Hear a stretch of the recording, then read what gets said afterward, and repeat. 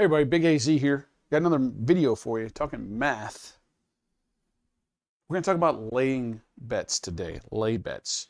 There are times where you're going to want to lay a bet, lay a number against the shooter.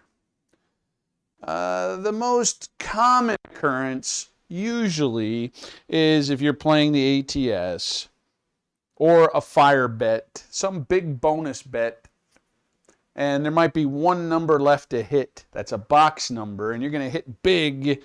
So you want to collect no matter what, maybe, and you want to lay the number. Say you're missing a 5. You're going to hit them all, but you missed a 5.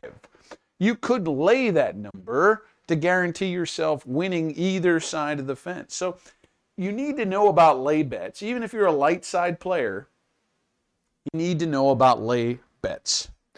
And let's talk about a little bit of math behind the lay bet. Now, lay bets, if you think of it like this, pay the opposite of what you would get paid on the line on the odds. You get paid true odds minus a 5% VIG, it's called, right? The house edge. The casino has to get their 5%. So what they're going to do is pay you even money on the lay bet, but you have to pay the VIG, the 5%. Some casinos collect it up front. Lately, a lot of casinos are changing it to pay the VIG on the back end, which is nice. But if you have to pay it up front, no problem. Let me show you what to do. Now, 4 and 10 will be exactly the same. Remember the sisters, 4 and 10. 5 and 9, and then the 6 and 8 go together. Let's just talk about the VIG, the math.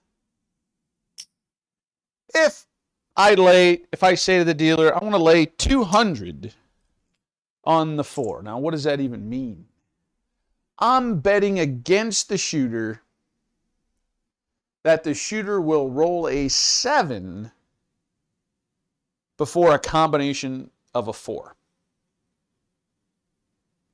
Now, sounds pretty good, right? There's 6 possible outcomes of a 7.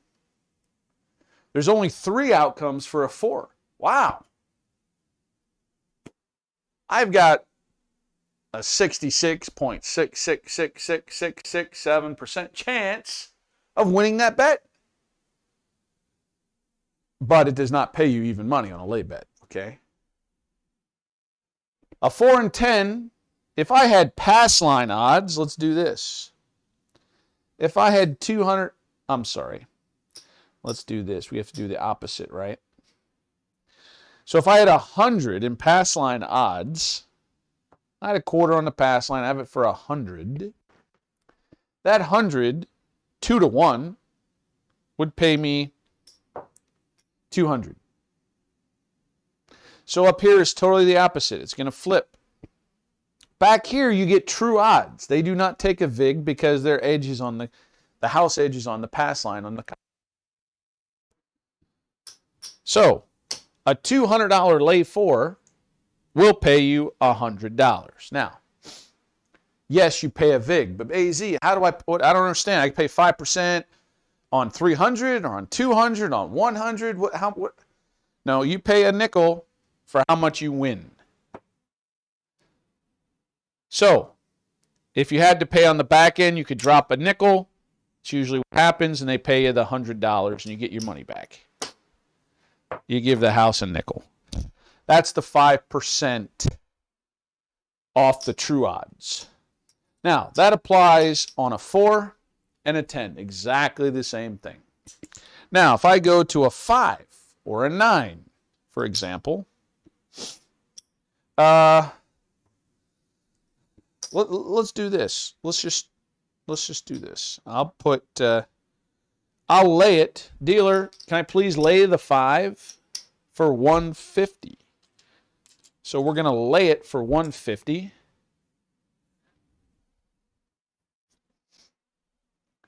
So if I come down here, 3 to 2, think of blackjack. If I would have 100 in true odds, 3-2 would give me, it's another half on top of that, 150. So I've got the 150 lay. That's going to pay me 100. Now, again, I owe the house edge, the 5%.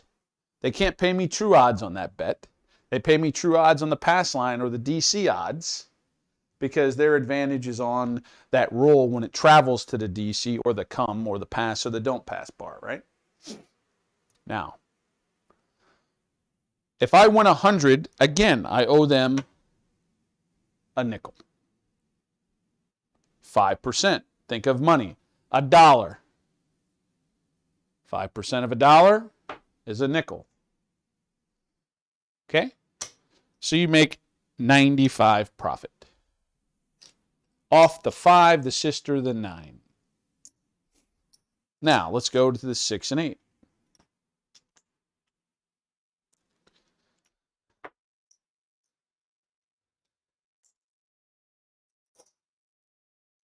On the 6 and 8, if I had 100, oh man, I can't do that. Let's do, if I have 100 odds on the pass line, it would pay me 6 chips for every 5. So I would get 20% more than my bet. 6-5. I guess you can think of blackjack now at most places on the strip. 6-5. 20% victory, 20% added on. 6 chips for every 5 bet. So in this case, I can lay the 6 or 8. I would tell the dealer, can I please lay the 6 for 120? If the big red is rolled, I win my bet. I'm going to get paid 5 chips for every 6 bet. The opposite of the pass line. So I'm going to get 100. And once again, I owe the house a nickel. 5% goes to the house.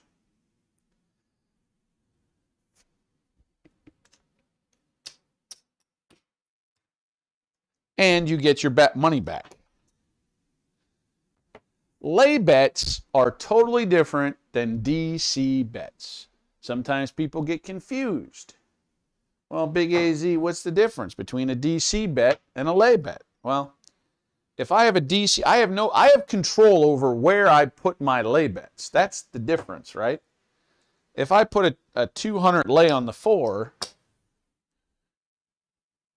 and I pay a nickel vig because I'm going to win 100, I have total control where that goes. And I have to pay the vig. When I do a DC bet, we'll do $200. I have no control where that goes. Whatever the outcome of the dice is, that's where it goes. We got a 4. Well, that works out great.